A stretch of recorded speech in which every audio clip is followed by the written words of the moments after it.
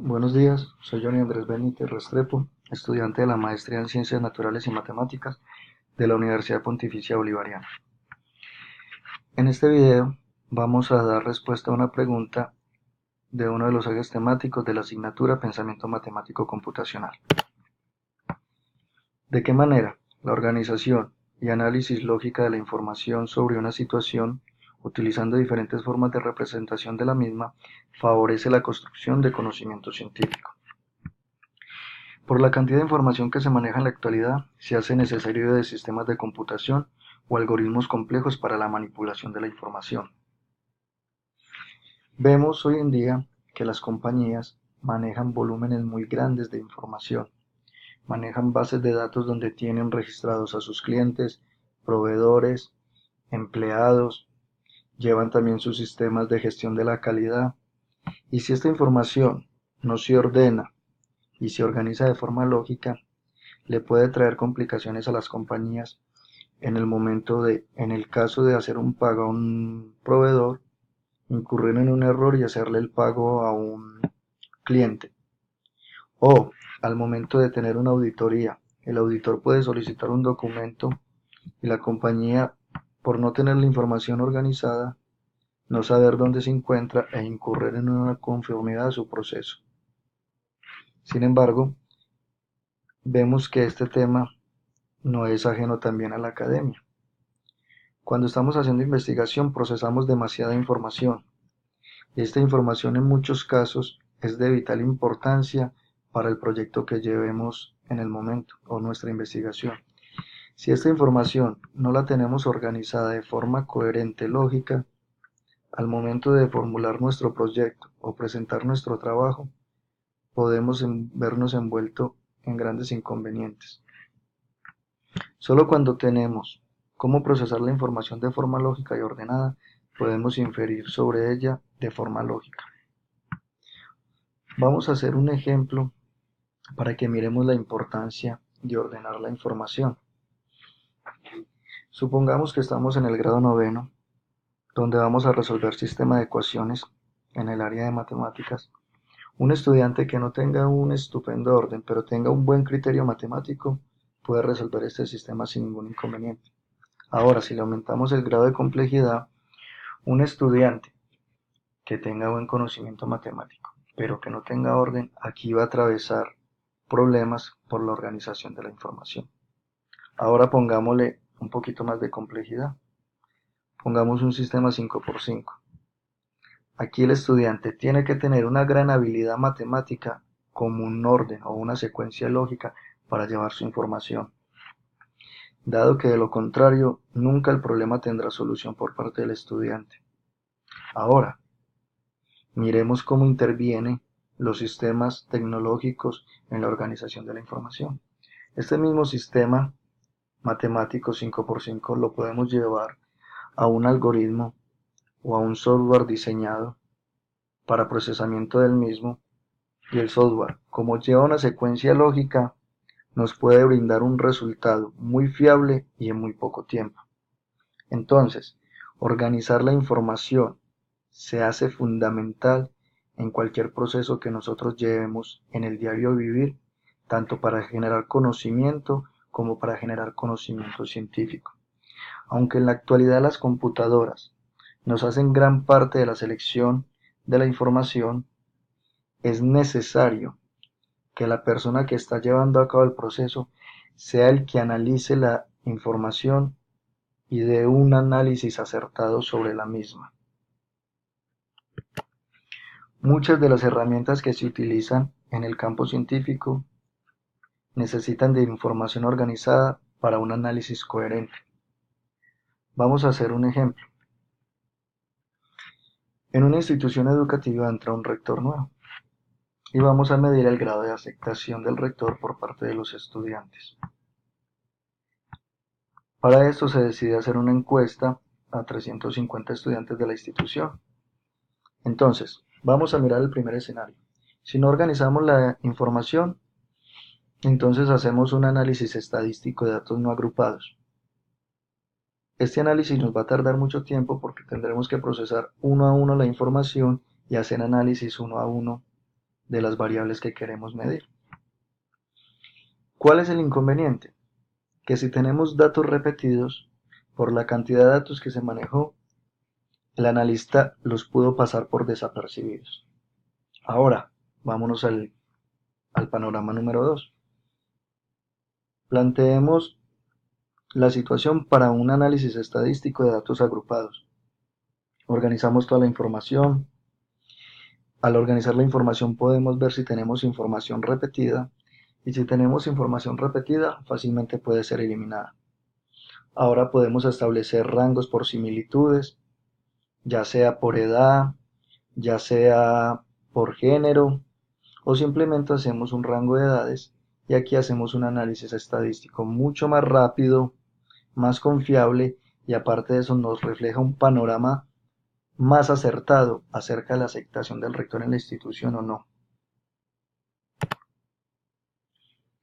Nuestra forma de procesar conocimiento o generarlo depende mucho de los mecanismos que utilicemos para la representación del conocimiento. En este caso vamos a tomar dos mecanismos: grupo de reglas o tabla de decisiones. Cuando estamos hablando de grupo de reglas, en el primer caso, estamos hablando de un conjunto de reglas que representan conocimiento para resolver un problema. Comúnmente se llama heurismas o reglas de trabajo.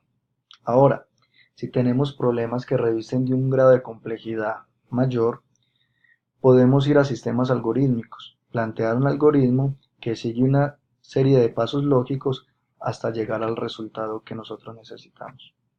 Ahora bien, vámonos a las tablas de decisiones. Las tablas de decisiones son de dos tipos: cualitativas y cuantitativas. Estas nos dan información y generan conocimiento acerca de lo que estamos estudiando. ¿En base a qué? Cuando hablamos de las cualitativas, cualidades, color, tamaño, forma. Cuando hablamos de las cuantitativas, está relacionada con datos numéricos. Aquí nos proporciona ya sea velocidad, distancia, tiempo de caída, presión, temperatura. Todos estos mecanismos son formas de representación del conocimiento. Cuando hablamos del conocimiento científico, partimos de la relación que existe entre el sujeto y el objeto. Aquí vemos la interacción de todos los componentes y miramos cómo cada componente aporta conocimiento a nuestro proceso de formación científica. Cuando el sujeto extrae información de sí mismo, estamos hablando de la metacognición.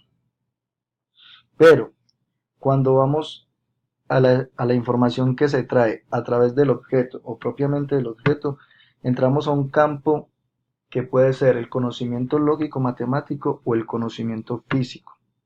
Cuando hablamos del conocimiento físico, estamos hablando del conocimiento que se extrae del objeto. Pero cuando hablamos del conocimiento lógico-matemático, estamos hablando del conocimiento que se extrae a partir de la interacción con el objeto. Entonces, vámonos a centrar en el método científico. Vamos a mirar cómo ordenar de forma lógica, ya sea la información o los procesos a llevar a cabo para generar conocimiento, es de vital importancia. Fijémonos en el método científico. Nuestro primer paso sería la observación, un fenómeno que llevamos días mirando, viendo qué sucede, y después pasamos a plantear un problema. ¿Qué inquietud nos genera esa observación? Posteriormente, pasamos a generar una hipótesis. ¿Cómo podemos resolver ese problema